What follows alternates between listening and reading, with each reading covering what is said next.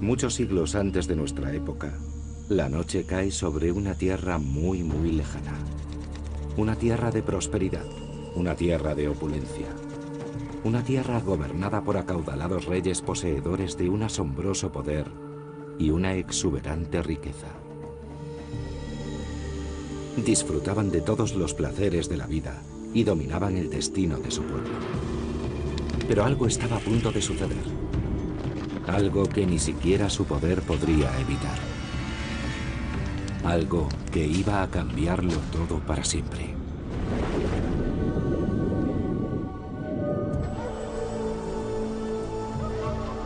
Cancuén, Guatemala.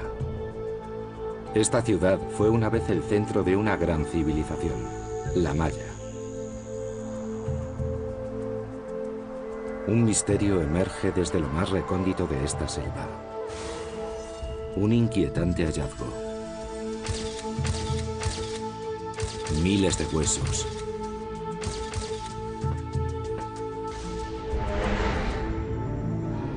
Huesos que pertenecieron a personas.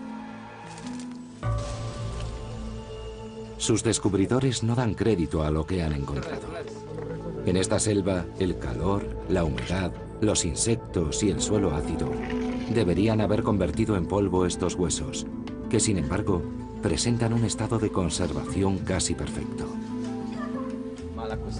Para el arqueólogo Arthur Temarest, se trata de un excepcional y emocionante descubrimiento. Un hallazgo realmente perturbador. Te sientes como un detective adentrándose en el escenario del crimen. Es un escenario en el que todo parece muy extraño y rodeado de circunstancias muy raras. Extrañas e inquietantes. Hay muchos huesos. Demasiadas muertes. Quizá decenas de cuerpos humanos que fueron arrojados al agua, todos a la vez.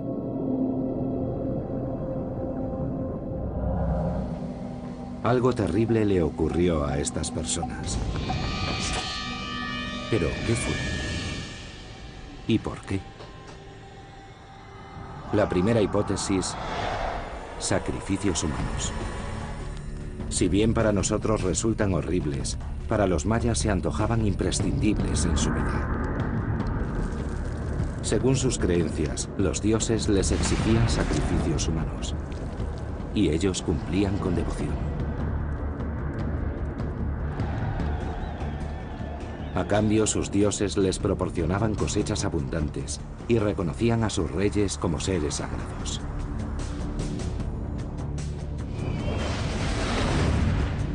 ¿Será entonces el sacrificio humano lo que explique qué les ocurrió a estas personas? Las pruebas parecen afirmar lo contrario. Ninguna de las pruebas apunta a que fuese un ritual de sacrificio maya. Los mayas sacrificaban de una a dos personalidades ilustres, siempre con gran lujo y suntuosidad, empleando unas técnicas determinadas. Lo que tenemos ante nosotros son un montón de cuerpos arrojados a una fosa común. No parece que estas personas murieran para contentar a los dioses. Y desde luego tampoco murieron por causas naturales. Más bien parece que fueron asesinadas.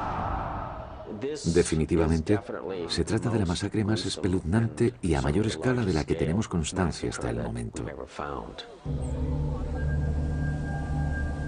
Una masacre sin motivo aparente y donde no conocemos la identidad de las víctimas ni de sus asesinos. Un caso sin resolver desde hace siglos que clama justicia. Estos huesos desperdigados aún tienen muchos secretos que revelar.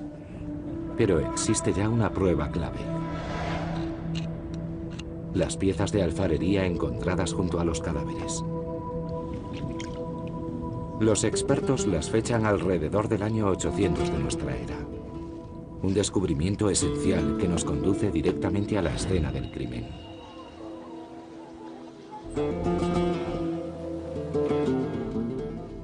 Cancún fue en su momento una próspera ciudad-estado, una de las muchas que existían en esa época y cuya área de influencia era del tamaño de Nuevo México o Italia. Esa zona en la actualidad se corresponde con el sur de México, Guatemala, Belice y Honduras. Hace 1200 años era la tierra de los mayas. Unas 50 ciudades-estado independientes y dispersas a lo largo de la selva.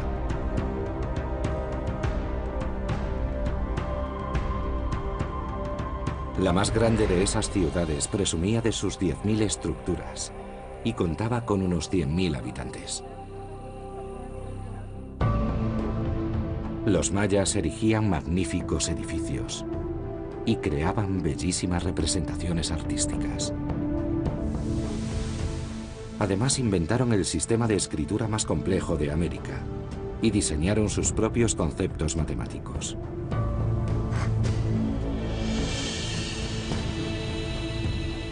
Los astrónomos mayas tenían perfecto conocimiento de cada punto del firmamento. Eran comerciantes, guerreros y magos. Fuesen quienes fuesen las víctimas de la masacre, vivían en un mundo de riqueza y esplendor.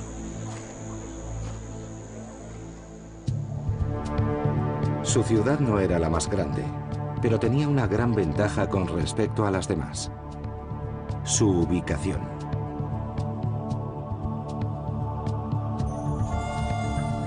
Cancún se situaba justo en la intersección de dos de las principales rutas comerciales de los mayas.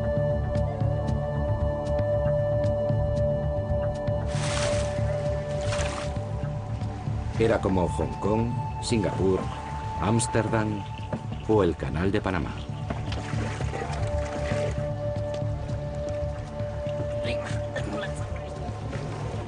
En esta parte del mundo, si alguien quería vender o comprar algo, tenía que acudir a Cancún.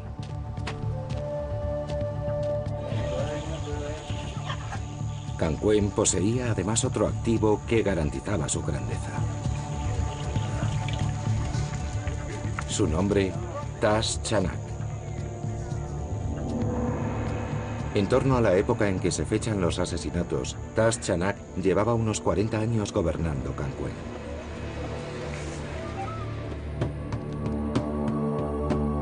Cada ciudad maya tenía su propio rey, pero Tash Chanak era una superestrella.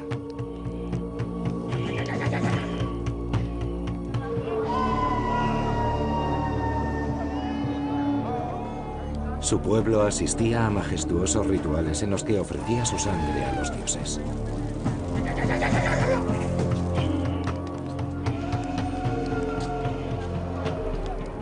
Tash Chanak escarificaba su cuerpo.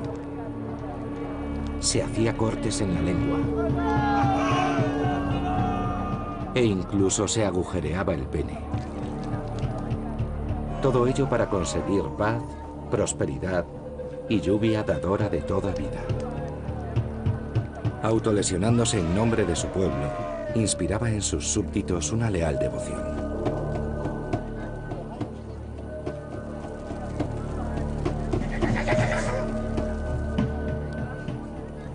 Los gobernaba con una habilidad y un carisma que despertarían la envidia de muchos políticos de hoy.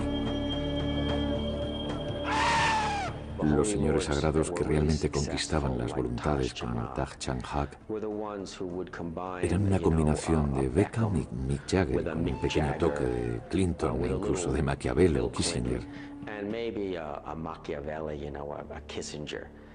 Y todo eso combinado en un cóctel perfecto y personificado en alguien como el Papa Juan Pablo II.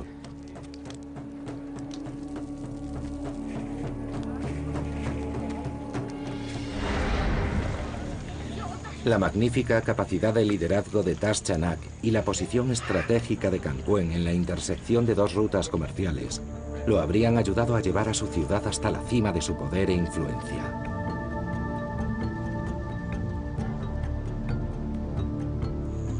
Seguramente nunca creyó necesitar un ejército para controlar a sus oponentes.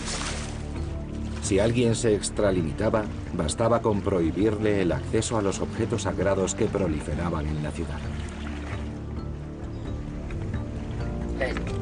Les impediría conseguir ostras espinosas y plumas de quetzal. Sin esos sagrados fetiches no podrían hacer ofrendas de sangre a los dioses. Sin tales rituales, los reyes quedaban incapacitados y sus ciudades expuestas a la ira divina. En el arriesgado juego de poder de la política maya, Tas Chanak siempre tuvo la mano ganadora. Cuesta imaginar un asesinato en masa en Cancún bajo el dominio de tan poderoso gobernante. Pero alrededor del año 800 de nuestra era, la muerte acababa con los 40 años de reinado de Tas. Y todo cambió. Nuestras víctimas hubieron de afrontar su abominable destino. Y eso sucedió casi al mismo tiempo en el que la floreciente ciudad de Cancún dejó de existir. Pero eso es solo una parte del misterio. En solo 100 años, todas las ciudades mayas acabaron convertidas en ciudades fantasma.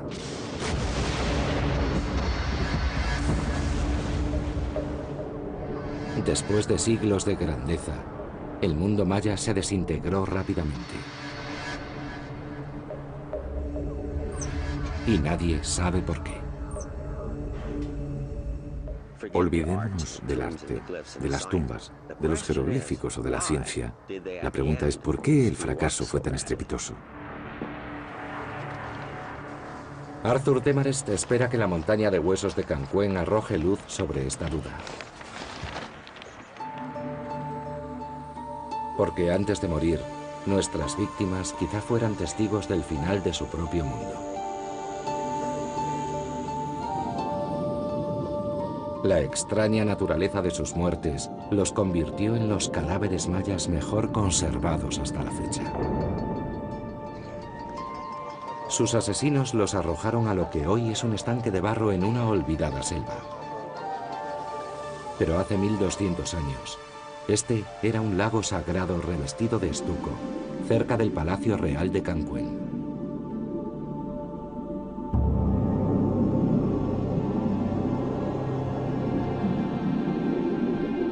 Los cuerpos se hundieron en su fangoso fondo.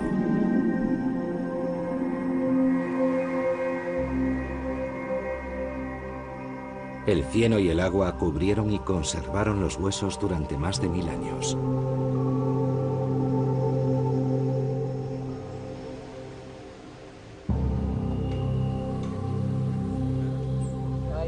Ahora estos huesos podrían revelar aspectos que ningún otro resto maya habría desvelado. El primer indicio que emerge es más que inquietante, es insólito. Cráneos extrañamente deformados. Huesos de bebés. Las víctimas no fueron elegidas al azar, ni se trató de un crimen cualquiera.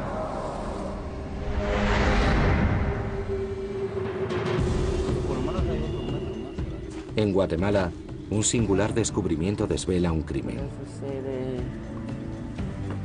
Las evidencias prueban que hubo una horrible masacre en una antigua ciudad maya, en los tiempos en que esta civilización comenzó su declive.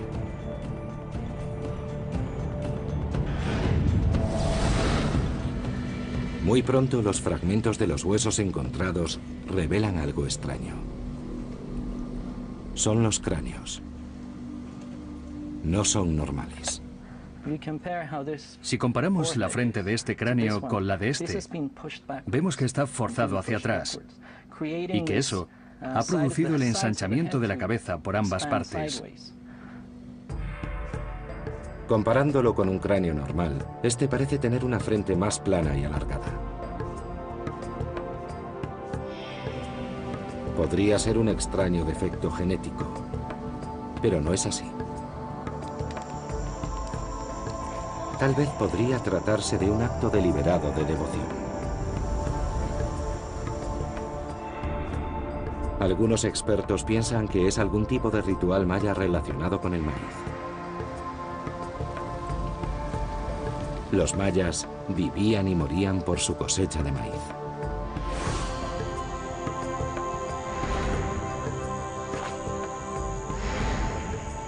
En agradecimiento podrían haber rendido al dios del maíz un insólito tributo, alterando los cráneos de sus hijos al nacer. Lo sorprendente de este cráneo es que está deformado, pero se trata de una deformación intencionada. Se trata de una amplia colección de cráneos de recién nacidos. Los mayas moldeaban con tablas las cabezas de sus bebés para alargarlas.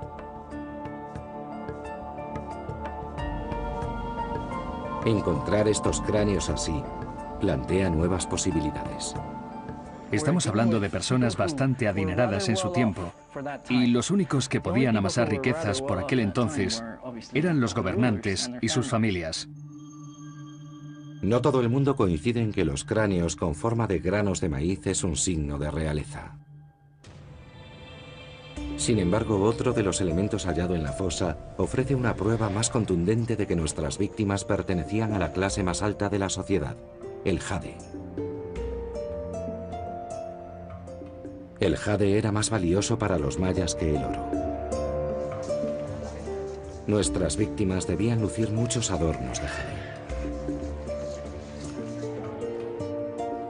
Incluso una de ellas llevaba algo más valioso que el propio jade: un collar de dientes de jaguar.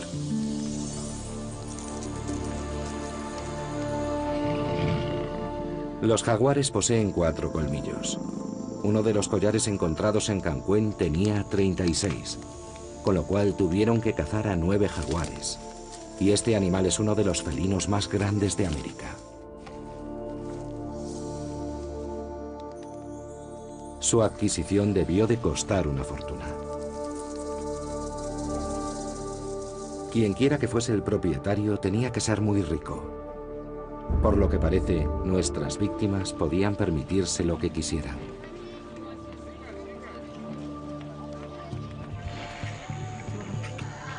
Seguramente disfrutarían de lo mejor que los mercados de Cancún pudieran ofrecer.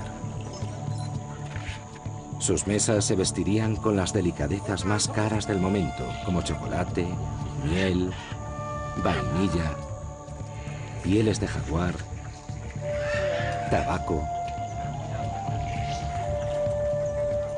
y la dulce carne de la iguana. Además, tanto en sus hogares como en sus cuerpos, exhibirían adornos de piedras preciosas, joyería de jade y madreperla, y selectas plumas como las de la cola de los quetzales.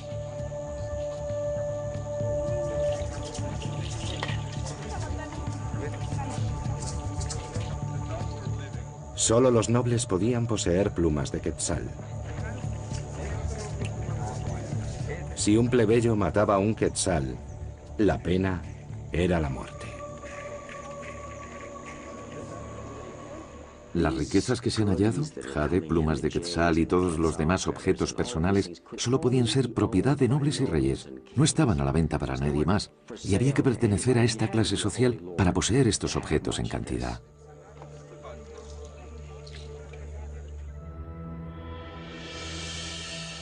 Y no solo era con los objetos de valor. Los plebeyos solo podían casarse con una mujer. Sin embargo, los nobles de Cancún podían casarse con varias.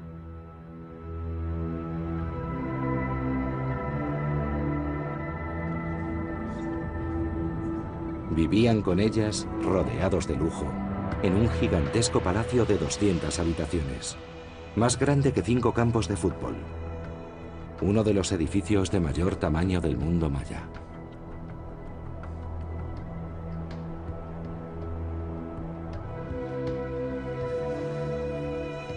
Morían con la esperanza de que sus muertes fueran igual de lujosas que sus vidas. Creían que pasarían a la eternidad asiendo fuertemente lujosos ornamentos de jade, ungidos en cinabrio, el preciado símbolo de la vida eterna, inmutables para siempre en su majestuosidad, escondiendo su mortal decadencia tras una espléndida máscara funeraria.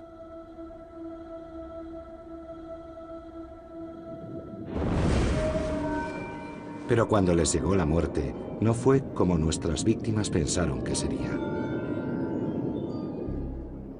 No fueron enterrados como los poderosos nobles que eran. Ni siquiera fueron enterrados. El misterioso caso de Cancuén es cada vez más extraño. Parece que las víctimas pertenecían a la clase más rica de la ciudad. Disfrutarían de lo mejor de lo mejor.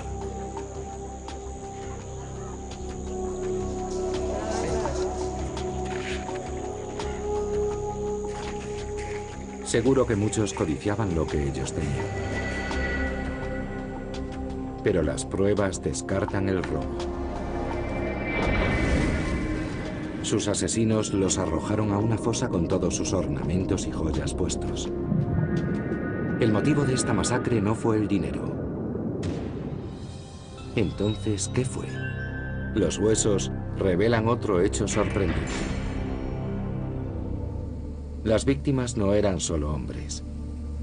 Fueron asesinadas unas 31 personas, entre hombres, mujeres y niños.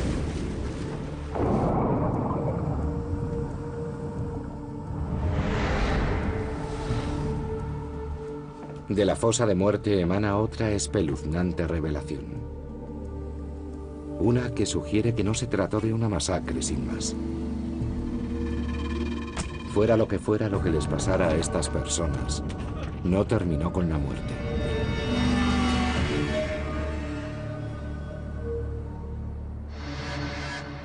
En Guatemala, un caso abierto hace 1200 años empieza a desvelarnos sus secretos. Los asesinos y sus motivaciones deben ser todavía esclarecidos.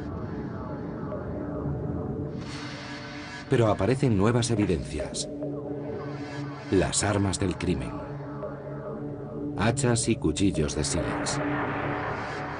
Encontrados entre los huesos de las víctimas. El reciente descubrimiento reconduce la investigación por una senda muy tenebrosa. Probablemente estemos ante la prueba de algo que pasó de forma muy repentina y evidentemente de manera muy violenta. Hubo mucha violencia. Los investigadores ya han visto pruebas de este tipo.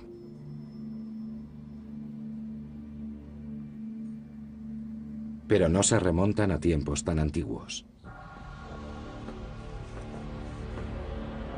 Las han visto durante la sangrienta Guerra Civil de Guatemala.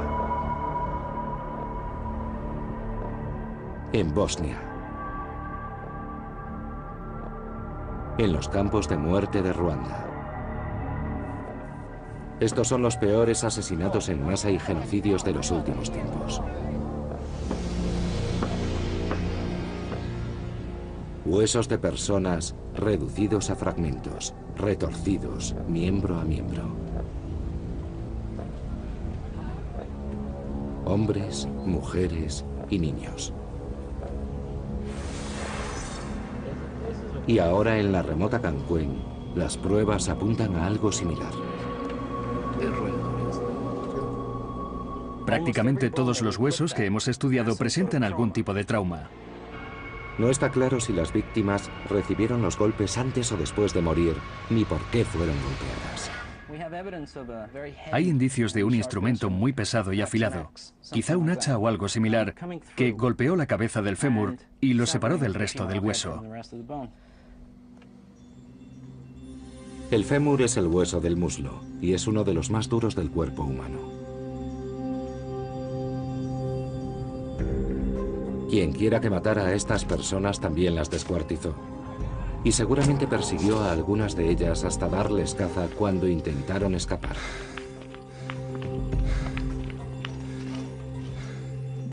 Este corte fue hecho desde atrás. Un instrumento afilado y contundente lo atravesó por aquí y rompió el resto del hueso. Quizá el individuo ya estuviera tendido boca abajo, seguramente fuera de combate, y lo estaban descuartizando, o tal vez la persona salió huyendo, tratando de escapar, de espaldas a su asesino y obviamente fracasó. Lo más probable es que estas personas no tuvieran posibilidad de defenderse de sus atacantes. Atacantes que dejaron las armas junto a los cuerpos de sus víctimas, proporcionando pistas sobre sus fatales destinos.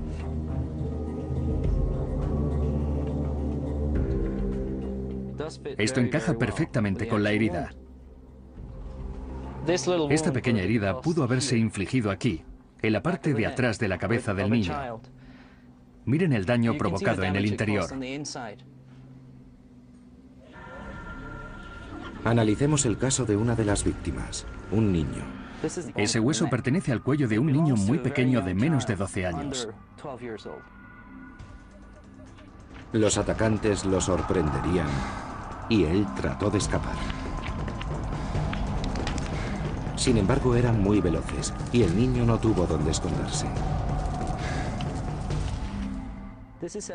Esta es la prueba de una puñalada en el cuello. La única manera en que pudo producirse esta incisión es con la cabeza echada hacia atrás. La puñalada la darían justo debajo de la mandíbula. Tuvo que ser un terrible final para un niño tan pequeño. Pero hubo víctimas más jóvenes aún.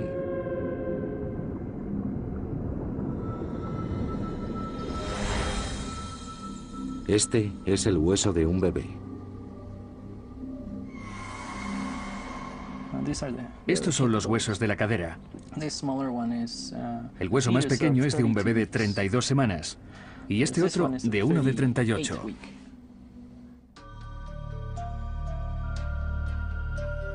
Las pruebas de los huesos plantean una espeluznante posibilidad.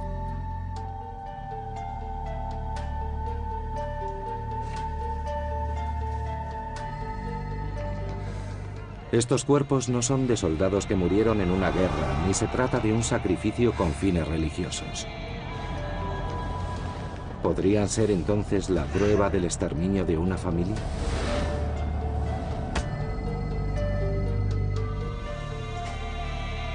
Si pertenecían a la nobleza, su final no fue el que merecían.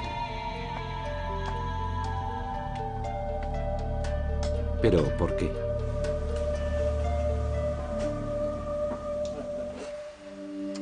Un reciente hallazgo en el mismo yacimiento intensifica el misterio. A unos 70 metros de la fosa de los huesos hay una tumba muy poco profunda. En su interior, el cadáver absolutamente descompuesto de un hombre. Quien quiera que enterrara a esta persona, se tomó la molestia de ponerle alrededor una hilera de conchas bellamente talladas. En el mundo maya eso era un acto de reverencia para honrar a los difuntos más ilustres. Pero la nobleza maya descansaba en magníficas tumbas. Y el cuerpo de este hombre apenas fue enterrado.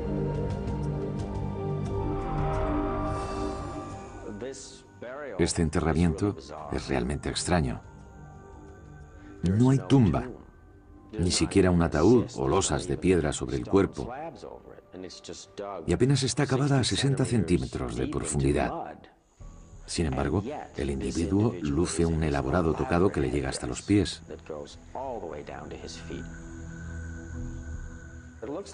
Es como si lo hubieran enterrado a toda prisa, pero guardando ciertas normas de decoro.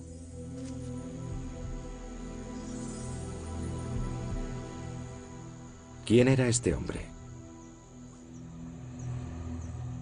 El secreto está en las conchas. En Guatemala, la investigación sobre una masacre ocurrida siglos atrás da un giro repentino e inesperado.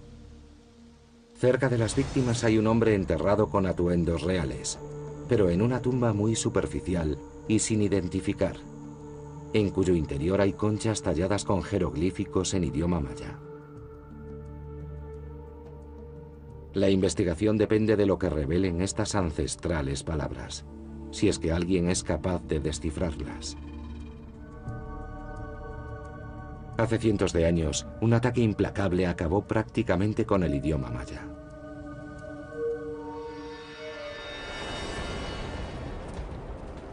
En 1519, los primeros europeos pisan la tierra de los mayas. Se trata de conquistadores españoles en busca de oro.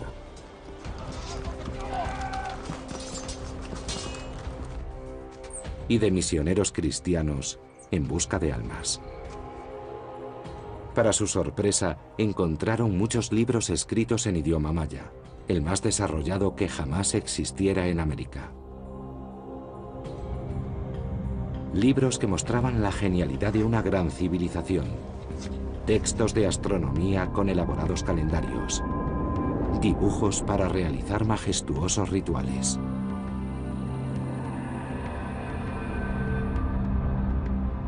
Sin embargo, los españoles pensaron que eran obras satánicas. Incapaces de leerlos y desconcertados por sus extrañas imágenes, decidieron quemarlos. Solo sobrevivieron 4 libros a la implacable destrucción de los españoles. El idioma más sofisticado y desarrollado de América había desaparecido. Hubo que esperar hasta 1960 para que los expertos pudieran empezar a desvelar sus secretos.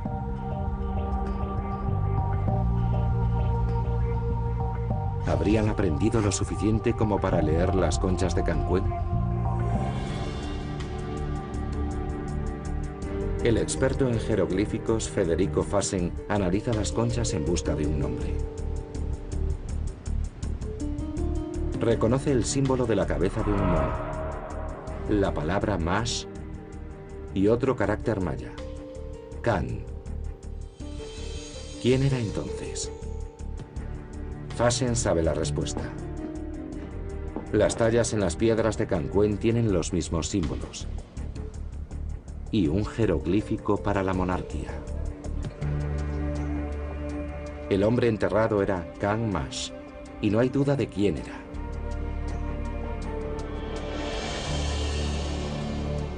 Can Mash fue un rey de Cancuén, la ciudad donde se produjeron los asesinatos. Un gobernante rico y poderoso, enterrado en una tumba superficial sin identificar. ¿Por qué un rey sería ultrajado de tal modo?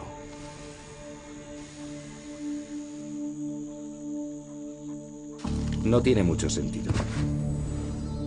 Pero los jeroglíficos revelan algo más. El rey Can Mash murió alrededor del año 800 después de Cristo. La misma época en la que 31 personas de la nobleza maya fueron asesinadas y cuyos cuerpos se encontraron a tan solo 73 metros de la tumba de este rey. ¿Pertenecerán nuestras víctimas a la familia de Can Mash, una dinastía real? Arthur Demarest ha encontrado un tétrico paralelismo en el siglo XX. Los Romanov.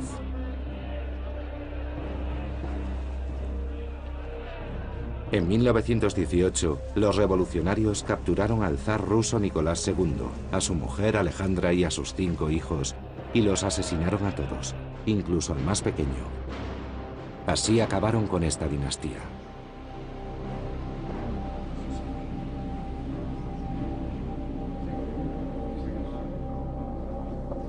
¿Serían las víctimas de Cancuén exterminadas deliberadamente?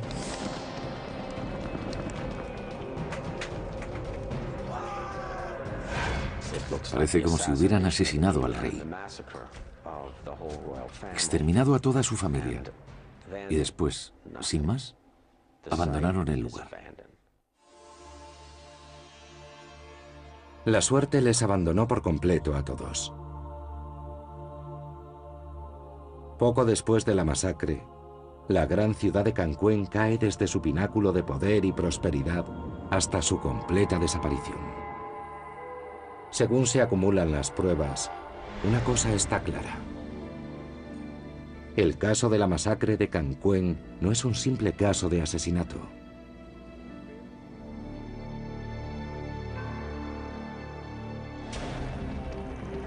Los asesinatos de Cancuén se produjeron hacia el año 800 después de Cristo. El rey Can Mash murió alrededor del año 800 después de Cristo. La ciudad de Cancuén desapareció repentinamente alrededor del año 800 después de Cristo.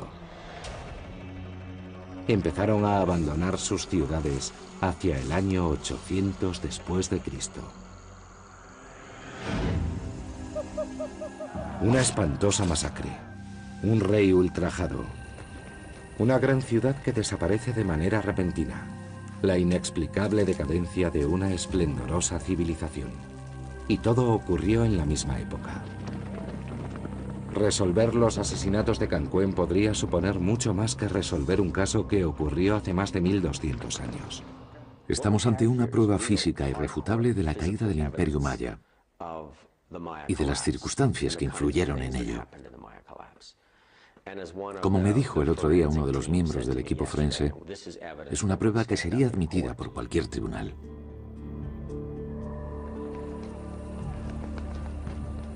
Nadie sabe con seguridad qué desencadenó la caída del Imperio Maya. Quizá fue una catástrofe natural. Durante siglos, los mayas talaron árboles para tener leña y plantar sus cosechas. Pero al talar los bosques, dejaron expuesta su tierra al poder destructivo del viento y el agua.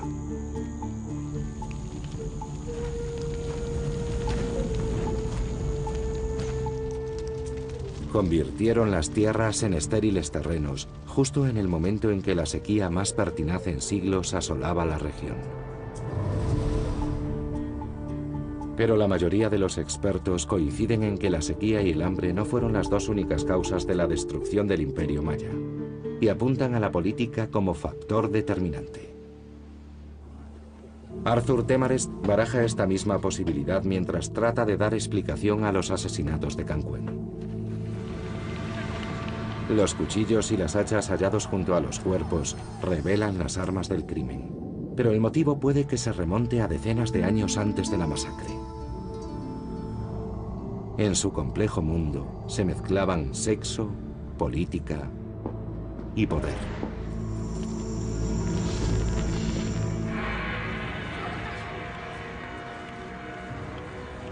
Alrededor del año 800 después de Cristo, al rey maya Ka'an Mash se le daba sepultura sin respetar su condición de noble. Fue enterrado en una tumba sin identificar. Al tiempo, varias decenas de personas fueron asesinadas, quizá los parientes de Ka'an Mash. Los descuartizaron y los arrojaron a una estancia a unos 70 metros de la tumba del rey.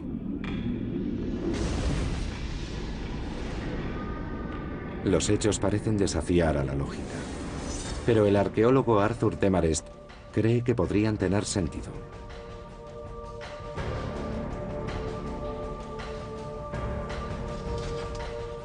Quizá eso ayude a explicar una de las catástrofes más incomprensibles de la historia: la repentina y total desaparición del Imperio Maya. Casi al mismo tiempo que ocurrieron los asesinatos de Canquén, sus habitantes y los de otras ciudades-estado las abandonaron repentinamente. Antes de morir, nuestras víctimas podrían haber sido testigos de cómo hordas de refugiados salían de Canquén y emprendían su viaje internándose en la selva. Muchas ciudades fueron arrasadas cuando llegaron buscando comida y refugio. En cierto modo, podemos decir que se trató de un efecto dominó desencadenado por la caída y el abandono de estas ciudades del oeste. Se trata del problema de los refugiados, como la ONU los denomina hoy en día. Decenas de miles, seguramente cientos de miles de personas que pierden sus casas y tienen que emigrar a otras regiones. Cada vez había más personas y su desesperación iba a más. De repente, algo que ya era una tragedia empeoró todavía más. De la noche a la mañana había 10.000, 20.000, 30.000, 100.000 personas que abandonaban sus regiones hasta que todo terminó desmoronándose. El imperio se desmoronó muy rápidamente. Justo después de que nuestras víctimas murieran, la ciudad de Canquén desapareció, y con ella el universo maya al completo, al tiempo que el caos y los baños de sangre ocuparon ese vacío.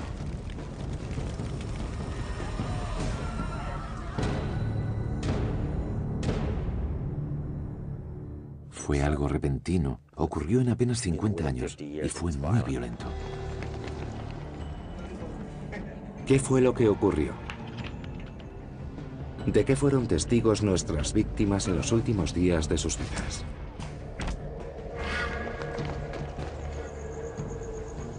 Tiempo atrás, muchos sospechaban que se produjo una fatal combinación de sequía y superpoblación. Demasiadas personas y escasos alimentos causaron probablemente la destrucción del Imperio Maya. Pero otra teoría complica el terrible destino que sufrieron. Algo que además pudo ser uno de los motivos para la horrible masacre de Cancuén.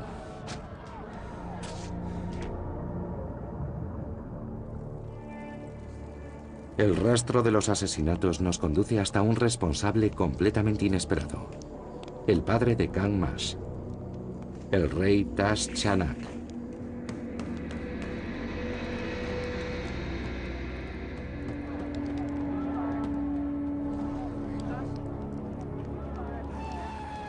No es que el gran monarca asesinara personalmente a su hijo y a los miembros de su familia. De hecho, cuando se produjo la masacre, Tash ya había muerto. Pero el ilustre gobernante maya Tash Chanak podría haber sembrado la semilla de la discordia que desembocó en la matanza. Y la principal causa no tuvo que ver con la violencia, sino con el sexo y con el derecho de los reyes mayas a tener cuantas mujeres desearan.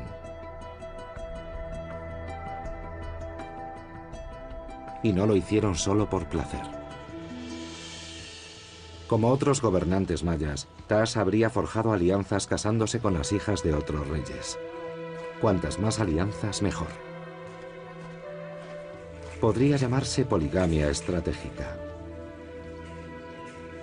Para un rey como Tash, todo era en aras de la conquista del poder máximo. Sin embargo, para sus descendientes pudo significar el desastre. Porque si bien estos matrimonios reales sellaban alianzas sólidas y duraderas, también generaban un problema a largo plazo: la descendencia real.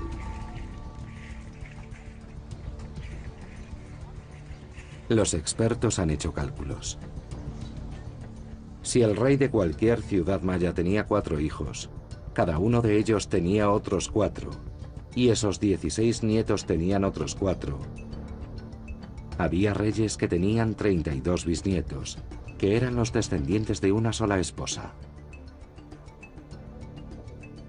Si lo multiplicamos por varias esposas, al cabo de unos 200 años, seguramente habría más de 500 descendientes con sangre real que aspirarían al trono.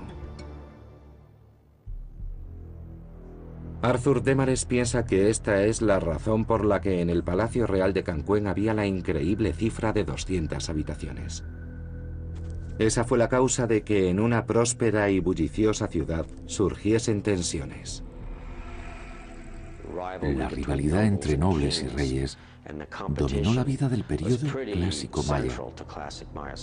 Solían tener numerosos descendientes, para luego emparentarlos e intentar acceder al trono de otras ciudades. Los que no alcanzaban la categoría de nobles trabajaban para incrementar su prestigio, que constituía la principal fuente de poder. Y eso no solo implicaba guerras, rituales y alianzas, también la construcción de grandes e imponentes templos que compitieran en majestuosidad con los de sus rivales. Obviamente, esta lucha cada vez resultaba más cara. ¿Serían tal vez nuestras víctimas nobles que encargaban impresionantes monumentos para incrementar el prestigio de sus reyes? Si eran nobles, no eran ellos los que construían esos monumentos y tampoco pagaban por ellos. Esa carga recaía sobre las espaldas de la gente común, en forma de trabajos forzados e impuestos.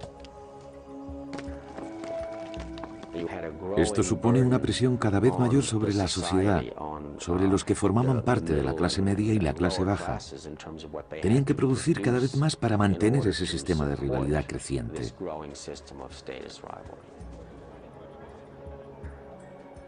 Visto desde su prisma, el mundo de lujo y riqueza de nuestras víctimas se antoja radicalmente distinto.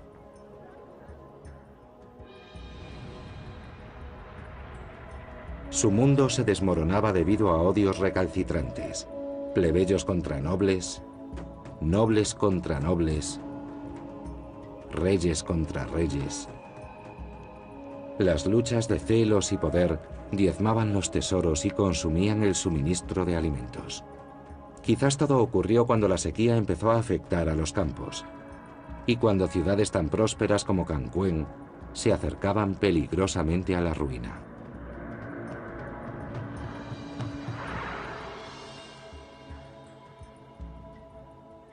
De repente, el injurioso entierro de Kang Mas no parece tan desconcertante.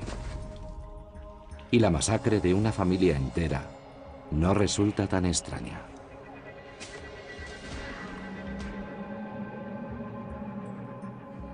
Arthur Demarest está convencido de que en torno al año 800 después de Cristo, solo un rey tan poderoso como Tash Chanak pudo mantener el control en Cancuén.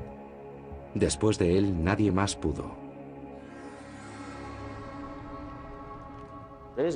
Es normal que todo se desmoronase. Había demasiados aspirantes al trono, demasiadas luchas rivales, y al haber tantas tensiones, eso se convierte en una situación insostenible, que antes o después termina por explotar. En Cancuén todo explotó de un modo bastante trágico. Este descubrimiento es como la piedra angular que viene a explicar las causas de la desaparición del Imperio Maya. Es verdaderamente insólito encontrar algo así. Es como obtener una foto de uno de los momentos en que esta civilización se desintegraba. Fue uno de los instantes más desgraciados y trágicos del proceso.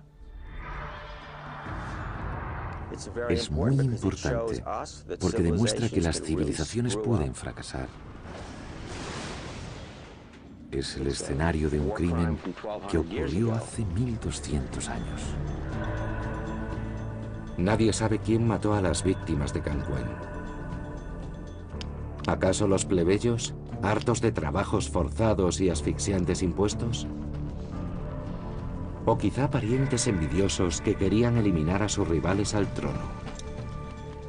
¿No los asesinarían los habitantes de otra ciudad que codiciaban las riquezas de Cancuén y estaban cansados de su dictadura comercial? En cualquier caso, la lectura de los enigmas propuestos por estos huesos nos enseña una valiosa lección. Los mayas fueron una civilización próspera durante más de 1000 años. Alimentaron a grandes poblaciones en mitad de los trópicos. Construyeron enormes ciudades-estado de gran belleza. Calcularon calendarios de magnífica precisión. Crearon un sofisticado idioma, unas complejas matemáticas y un bellísimo arte. Dominaron la naturaleza, dominaron el tiempo y dominaron el mundo de la mente. Pero hubo algo que su inteligencia no les permitió dominar y que acabó destruyéndolos.